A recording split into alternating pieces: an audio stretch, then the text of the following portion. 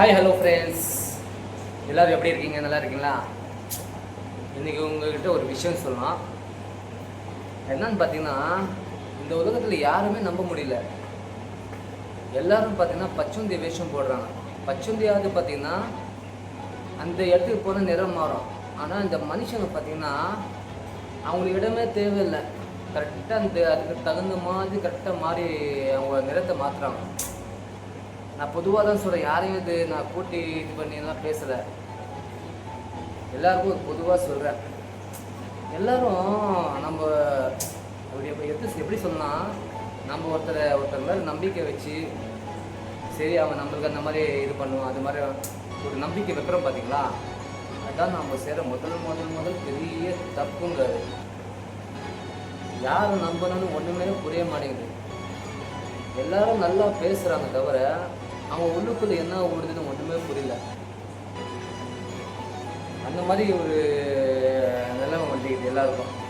நான் இதுவரையும் பார்த்தீங்கன்னா நான் யாருக்கும் ஒரு பச்சவந்தி வேஷமெல்லாம் நான் போட்டு இது பண்ண மாட்டேன். ஏன் நான் எப்படி தெரியுமா, வெளிப்படையாக பேசிடுவேன். மனசுக்குள்ளே ஒன்று வெளியே ஒன்று அந்த மாதிரிலாம் பேச மாட்டேன். எனக்கு பிடிக்கலையா ஓப்பனாக சொல்லிவிடுவேன். பிடிக்கலையா சரி ஓப்பனாக சொல்லிவிடுவேன். எனக்கு பிடிச்சிச்சு வச்சுங்க, அவங்களாலும் நான் என்ன வேணாலும் செய்வேன். ஏன் இந்த மாதிரிலாம் மனுஷங்க இருக்கிறாங்க ஒன்றுமே புரிய மாட்டேங்குது ஃப்ரெண்ட்ஸ். யாரை நம்புறது ஒன்றுமே ஒரு எல்லோரும் அந்த மாதிரி எல்லோரும் என்னை ஏமாத்துறாங்க. ஃபஸ்ட்டு சொல்ல போனால் எல்லோரும் என்ன ஏமாத்துறாங்க. நான் எல்லாருக்கிட்டையும் உண்மையாக தான் இருக்கிறேன். ஒன்றுமே புரிய மாட்டேங்குது. என்ன பண்ணும் எது பண்ணும்,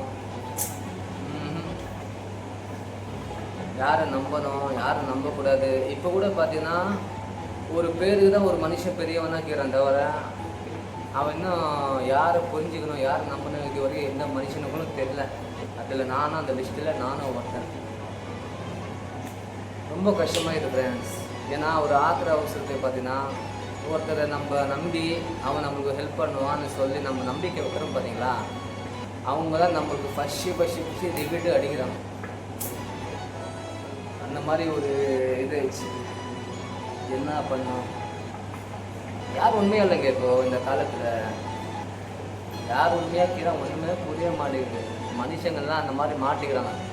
நம்ம யாரை நம்பாமல் இப்போ பார்த்தீங்களா, அவங்க தான் நம்மளுக்கு முதல்ல அவங்க முன்னே வந்து நிற்கிறாங்க. இந்த காலம் அப்படியே ரிவர்ஸ் ஆகிடுக்குது. அப்படியே இப்போ ஒரு பேச்சு பார்த்தீங்கன்னா உனக்கு ஒருத்தன் பிடிக்கல வச்சுக்கேன், அவனுக்கு என்ன நினைப்பான், அவன் ஐயச்சி அவன்லாம் நம்ம இதே பண்ணக்கூடாது நம்ம நினைப்பான்.